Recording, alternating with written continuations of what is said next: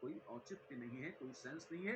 ये जरूर कह सकते हो कि वो कायरल है, वो ऑप्टिकली एक्टिव है, ठीक है। और वो ऑप्टिकली एक्टिव है, उसकी मिरर इमेज भी एक नया मॉलिक्यूल होगी और वो भी ऑप्टिकली एक्टिव होगी, और ये कंपाउंड और उसकी non superimposable mirror image दोनों आपस में एक दूसरे के इनैंशियोमर हैं। ऐसा क्लियर? बिल्कुल क्लियर। ठीक। जैसे इसको देखिए, यहाँ पर पुराना एग्जाम्पल है, लैक्टिक एसिड हमारे पास है और दोनों एक दूसरे की मिरर इमेज है। जी हाँ, ये कायरल मॉलिक्यूल है, non superimposable mirror images हैं, बिल्कुल। और ये कहलाते हैं इनैंशियोमर्स। क्या है? फिर से बोल रहा हूं, stereoisomers which are non superimposable mirror images of each other are called enantiomers. This is a special case of optical isomerism. Optical isomerism बड़ा सुपरसेट है, उसके एक छोटे सेट सबसेट के रूप में इनैंशियोमर्स। हाँ, अच्छी बात नहीं कहती। ठीक। जैसे यहाँ पे देखिए FCl Br और H लगे हुए हैं, और दूसरे भाई साहब को देखिए, ये कैसे हैं आपस में एक दूसरे के non superimposable mirror images हैं। ये इनैंशियोमर हैं।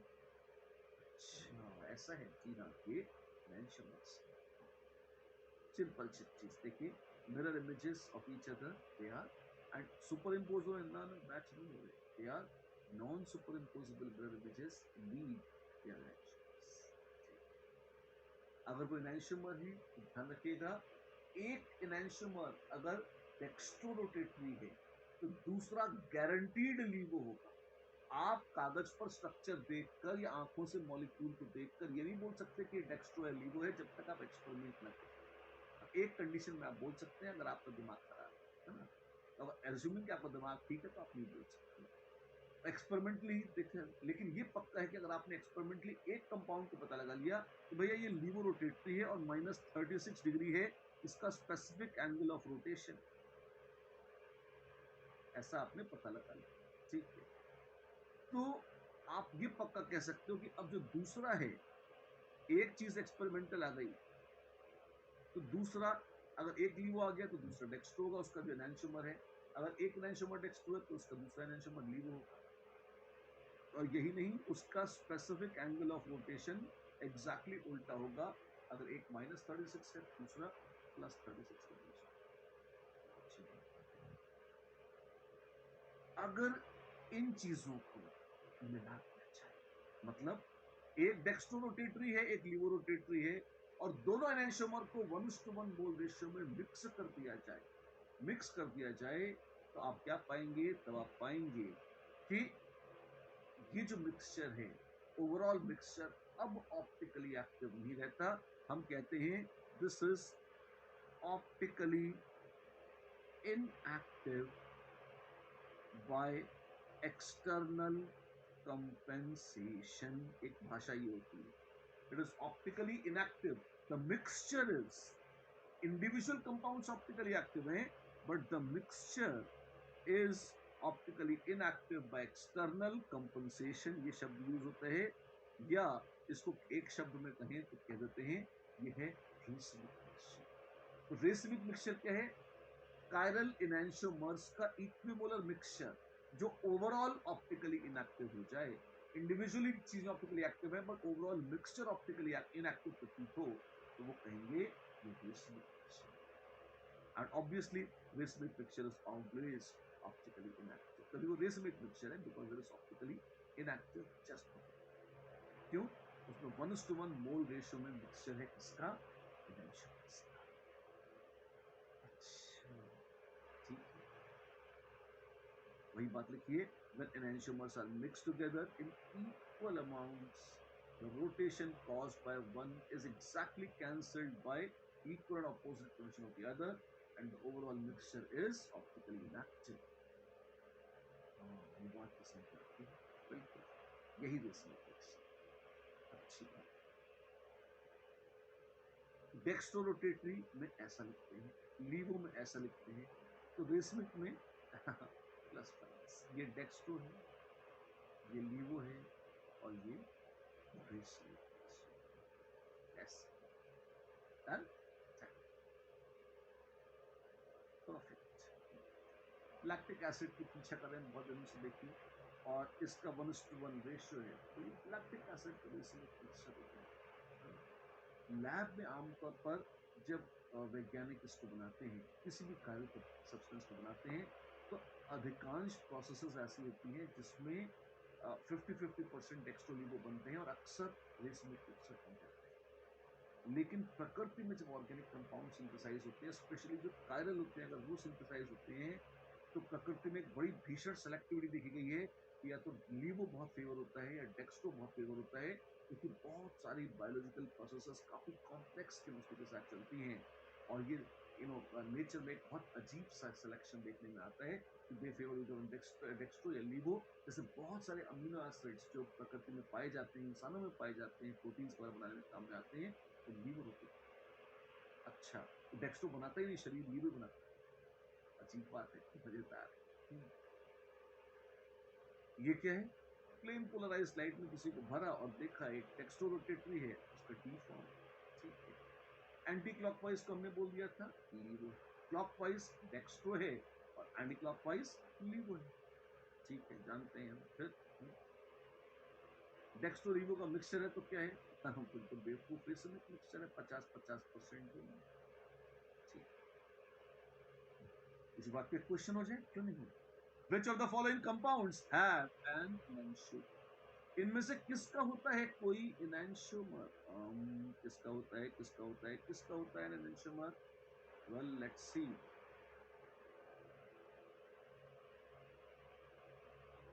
अगर आप देखेंगे enantiomer तो उसका होगा जो कायरल होगा। भाई साहब कायरल कौन है? दूसरे शब्दों में पूछा कायरल कौन है? ये तो चपटा चपाट तो कायरल है। ये भाई साहब भी सिमेट्रिक है, बिल्कुल। ये भी कायरल नहीं है ना।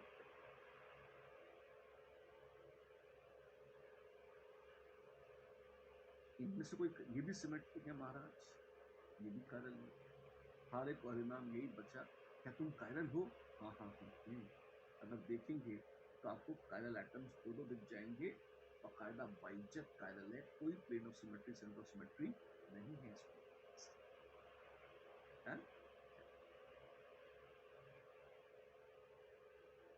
Which of these is not a pair of enantiomers? कौन enantiomeric पेयर नहीं है पूछा है।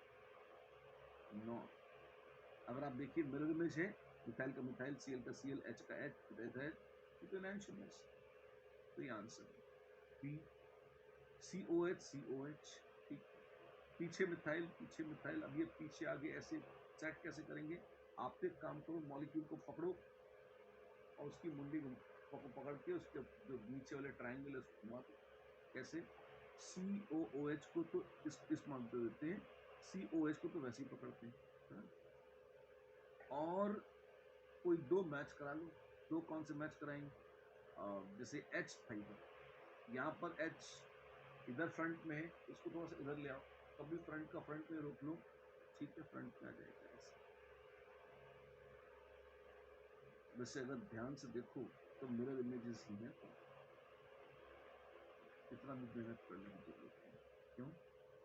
ये फ्रंट वाला इधर है, यहाँ फ्रंट वाला पीछे, यहाँ OH इधर है, यहाँ OH इधर है, तो मिथाइल इधर है, तो हल्का से डिजाइन में मिथाइल को यहाँ बना दो तो अच्छा होता है। ऐसे इस तरह से, डजेंट मैटर। बाकायदा बाइज्जत कैसे हैं, अगर उसको भी रहने दे तो भी कोई फर्क नहीं पड़ता।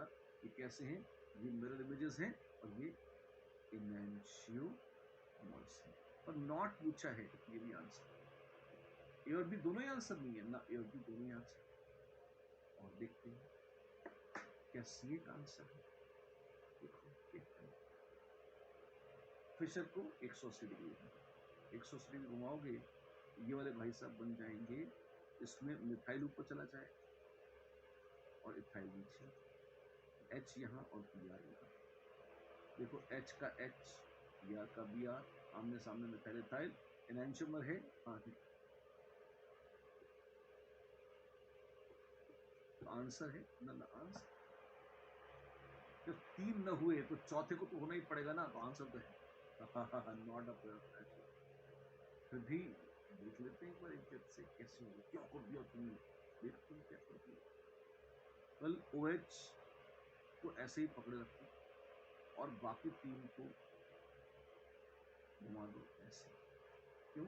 OH तो वैसे का वैसे ही है, यहाँ CH को OH को ऊपर लाना है, तो अगर ऐसे इस तरीके से साइड में घुमाओ, जो पीछे था CH2OH उसको घुमा के ऊपर, इसको घुमा के ऊपर, तो CHO घूमकर यहाँ जाएगा और H घूमकर यहाँ सी, तो ये OH तो वैसे का वैसे ही रहेगा, CH2OH घूमकर ऊपर आ जाएगा, CHO यहाँ आ जाएगा और H नीचे चला जाएगा। तो CH2OH और OH ये तो ऐसे, अब इसके फ्रंट में ये है, ये सेम CH2OH, यहाँ OH, यहाँ H और यहाँ CH। एक हिस्सा तो मिरर हो और ये मिरर हो ना सका।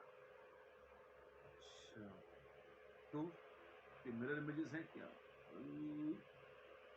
They actually appear to be same। मुझे तो शक है सेम है मिरर फिरर भी। कैसे?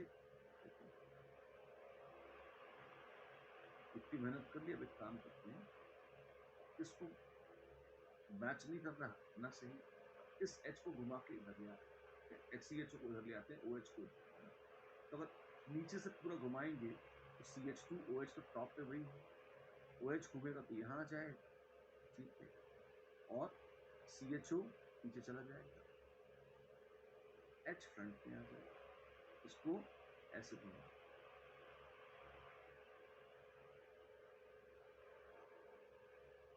इस तरह से नीचे पंखे की तरह घुमाओ, तो ये तो सेम है जी। क्या एनांशियोमर है? नहीं, नॉट एन एनांशियोमर ना, एनांशियोमर नहीं है, तो सेम मॉलिक्यूल है।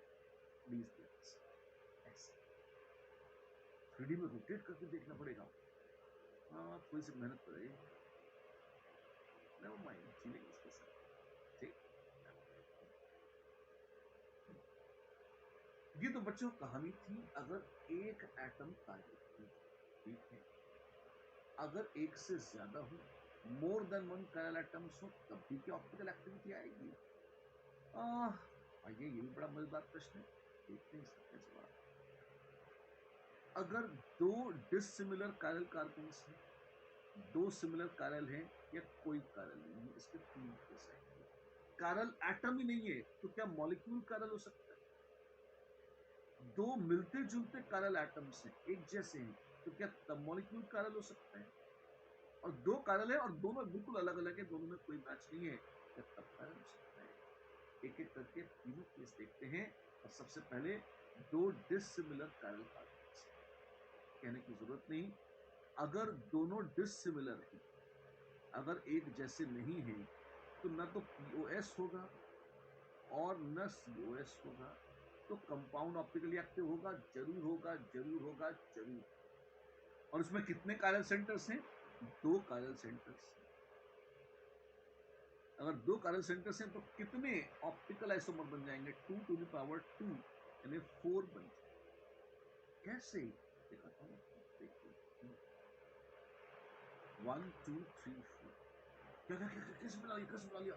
सबको बना, तुम तो काम करो, ऐसे ऐसे बना लो, क्रॉस बना लिया, मिथाइल मिथाइल लिख लिया।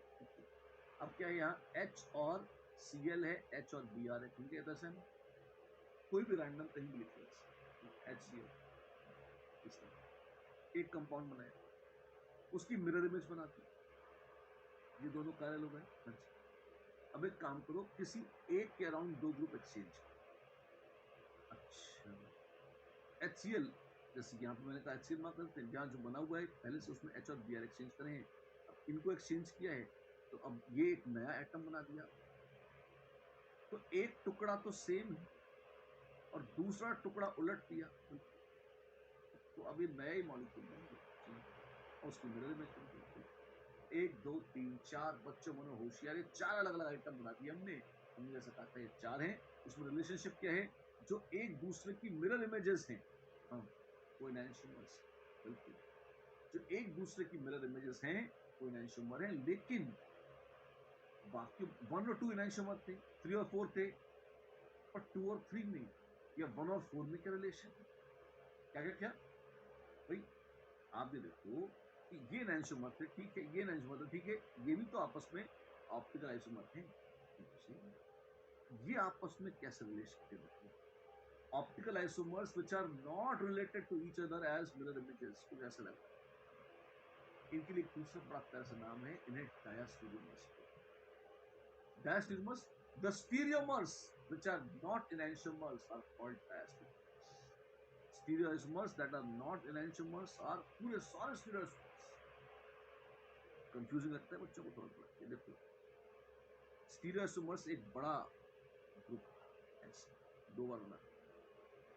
ये क्या है? दोनों हैं स्टीरियो आइसोमर्स का सेट है।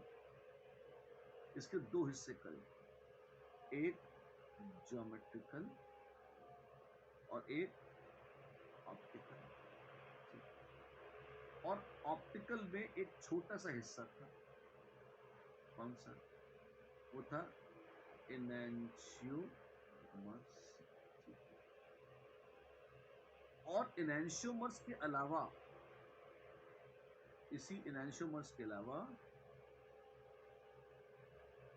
जो बच गया वो सारा हिस्सा कहलाता है डायास्टीरियोमर्स। क्या बात कर रहे हैं आप, समझते? तो इसमें जैसे लाइन में थी, हाँ, तो सारे ज्योमेट्रिकल, ये सब के सब डायस्टेरियोमर हैं। तो all geometrical isomers are diastereomers, yes. और ऑप्टिकल में भी जो एनांशियोमर नहीं है वो डायस्टेरियोमर। अच्छा, तो जबरदस्त है। जी हाँ, तो बड़ा सेट है। तो stereo is equal to G I plus O I. जी हाँ, तो also equal to enantiomers plus diastereomers. Same superset को दो कॉम्बिनेशन से देखा जा सकता। अरे वाह, ये तो बहुत अच्छा है, बहुत प्यारा है। डायस्टेरियोमर्स को देखिए, जो एनांशियोमर्स नहीं है डायस्टेरियोमर्स, इस तरह से ये पेयरिंग में लिखा थी डायस्टेरियोमर्स, राइट। गजब कर दिया हमने आज तो। एनांशियोमर्स और डायस्टेरियोमर्स की डेफिनेशन देख ली, और भी बहुत सारा काम किया है हमने किसमें, स्टीरियोइसोमरिज्म को आगे बढ़ाने। लेकिन आज यहाँ विराम लेते हैं। बहुत ही टिपिकल चैप्टर है, आपको लगातार इसकी प्रैक्टिस करनी है, कहीं भी छोड़ना नहीं है, होमवर्क नहीं छोड़ना है, बिल्कुल करते रहना है। थ्योरी याद करनी है जो बहुत ज्यादा नहीं है, होमवर्क की जम के प्रैक्टिस करनी है। ये सब करने के बाद बच्चों फिर हम मिलते हैं अगली बार, इसी को कहानी को आगे बढ़ाएंगे।